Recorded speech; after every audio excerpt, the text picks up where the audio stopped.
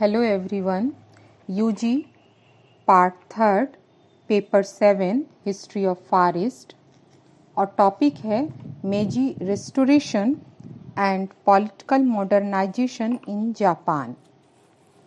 जब पश्चिमी साम्राज्यवाद के शोषण चक्र में एशिया के देश पिस रहे थे, उस समय जापान न केवल विदेशी घुसपैठ का सफल प्रतिरोध कर रहा था, अपितु एक शक्तिशाली राज्य के रूप में उभरने के लिए अपनी नींव भी तैयार कर रहा था। 1868 में मेइजी पुनर्स्थापना के द्वारा संगठित मेइजी राज्य में सामंतवाद का अंत कर दिया गया था और सामाजिक, आर्थिक, राजनीतिक सुधारों के माध्यम से जापान को आधुनिक युग की आवश्यकताओं के अनुसार तैयार कर रहा था। 19वीं शताब्दी के अंत तक जापान ने प्रगति के तीव्र कदमों से विश्व की महाशक्तियों को भी चौंका दिया था।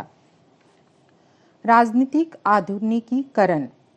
पुनर्स्थापना के बाद जापानी सम्राट क्योटो को छोड़कर येडो में निवास करना शुरू कर दिया और इसे टोक्यो का नाम दिया गया।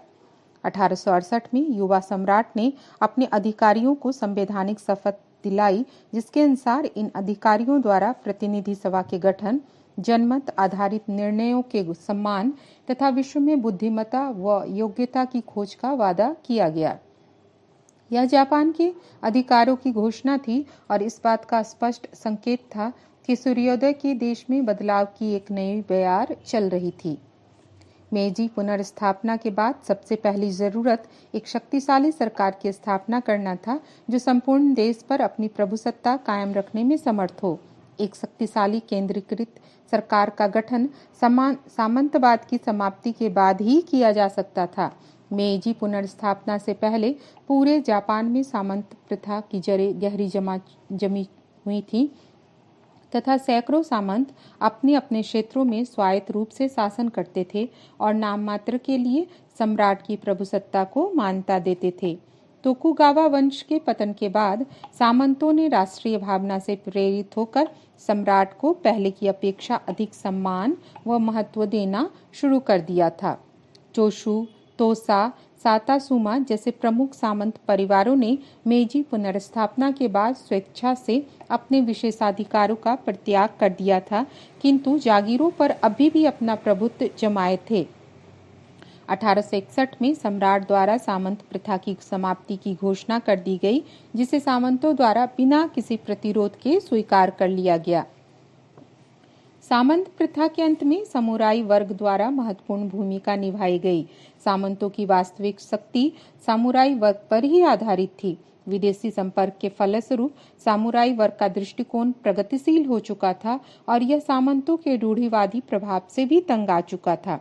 राष्ट्रवाद से प्रेरित समुराइयों ने जापान के 4 बड़े सामंत परिवारों को अपने विशेषाधिकार त्यागने के लिए तैयार कर लिया था। जापानी सरकार द्वारा सामंत प्रथा की समाप्ति के बाद इन सामंतों को वार्षिक वेतन, आवास व्यवस्था व अन्य आर्थिक सुविधाएं देकर संतुष्ट कर दिया गया।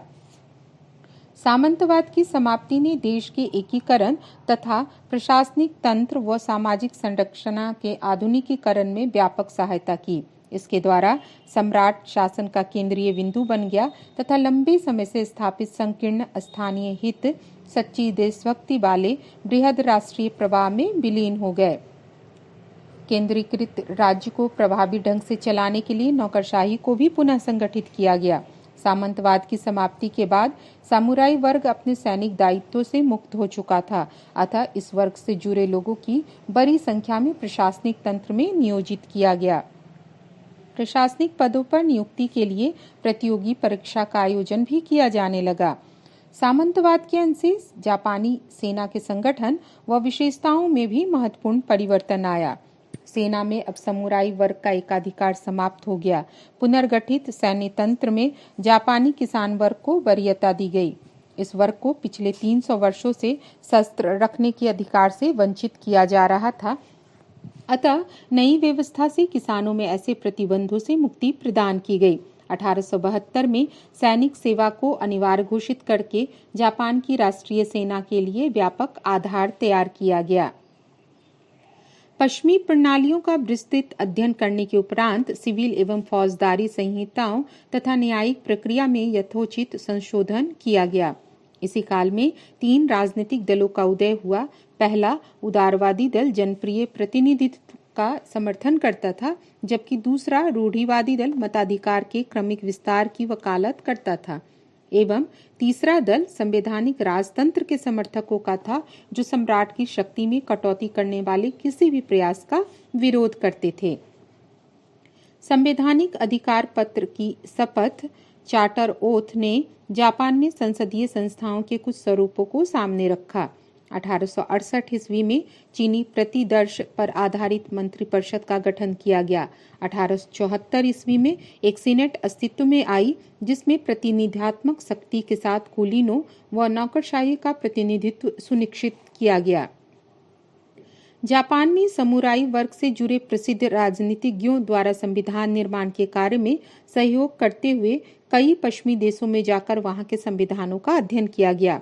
1883 ईस्वी में ईतो ने जापान वापस लौटकर संविधान के निर्माण का कार्य शुरू किया, जो लगभग 5 वर्षों में पूरा हुआ। नया संविधान 1888 ईस्वी में ही तैयार हो चुका था, किंतु जन इच्छा व जापानी परिस्थितियों के अनुरूप इसे 1889 में लागू किया गया। ब्रिटिश सम्राट के विपरीत उत्तराधिकार डायट के अधिकार क्षेत्र से बाहर था और वह अपने आप में दैवीय था। उसकी कार्यपालिका शक्तियों का प्रयोग 2 संवैधानिक निकायों के माध्यम से होता था, पहली मंत्रिपरिषद तथा दूसरी राज्य परिषद या प्रिवी काउंसिल। दोनों निकायों के सदस्य सम्राट द्वारा नामांकित होते थे और संविधान के अधीन गठित मंत्रिमंडल या कैबिनेट पूर्णतः सम्राट के प्रति उत्तरदायी थी। डायट यानी संसद के 2 सदन थे, हाउस ऑफ पीयर्स और हाउस ऑफ रिप्रेजेंटेटिव। दोनों सदनों के अधिकारों एवं शक्तियां समान थी, किंतु इनका एकमात्र अपवाद यह था कि वित्तीय विधेयक मात्र निचले सदन प्रतिनिधि सभा में ही पेश किया जा सकता था। सम्राट को सभी कानूनों के ऊपर निषेधाधिकार प्राप्त था। सम्राट की अनुमति के बाद ही डायट संविधान में कोई संशोधन कर सकती थी। मेजी संविधान द्वारा आधुनिक विधि प्रणाली की आधारशिला रखी गई। सार्वजनिक शांति को खतरा पहुंचाए बिना सभी मुकदमों की सुनवाई सार्वजनिक आधार पर की जाती थी और सभी अदालतें सम्राट के नाम पर कार्य करती थीं। 1889 ईस्वी में मेजी संविधान के अंगीकरण के साथ ही जापान विश्व के संवैधानिक व्यवस्था वाले देशों में शामिल हो गया।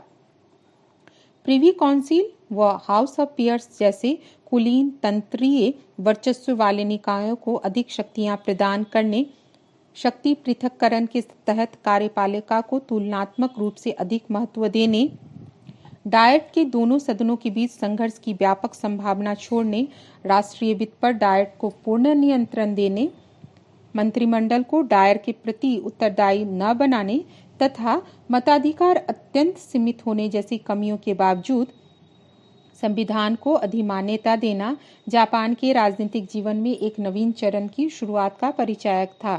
कुलीन तंत्रीय एवं अलोकतंत्रीय तत्वों के प्रति पक्षपाती होने के बाद भी नए संविधान में उदारवाद तथा संसदीय सरकार की ओर झुकाव की प्रवृत्ति थी, जिसने इसे यथार्थवादी बना दिया था। संविधान में इस बात का ध्यान रखा गया था कि राज्य की शक्ति जापानी नेताओं के पास ही केंद्रीभूत रहे। संविधान निर्माण के समय देश के शासन को संभालने वाली राजनेताओं की परिषद को संविधान लागू होने के बाद भी जीवित रखा गया और यह परिषद सम्राट को महत्वपूर्ण मामलों में जुड़ी सलाह प्रदान करती थी।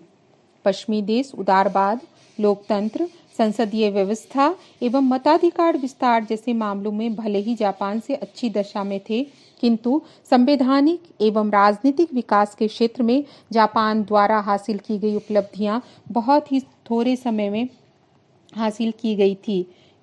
इसी कारण उल्लेखनीय व अभूतपूर्व कहलाई गई या कही जा सकती हैं। सबसे महत्वपूर्ण बात यह थी कि जापान में लोकतंत्र का विकास कृत्रिम ढंग से बिना किसी रक्तपात के संभव हुआ। इस तरीके से मेजी राज्य की पुनर्स्थापना में जापान के आधुनिकीकरण का मार्ग खोल दिया। धन्यवाद।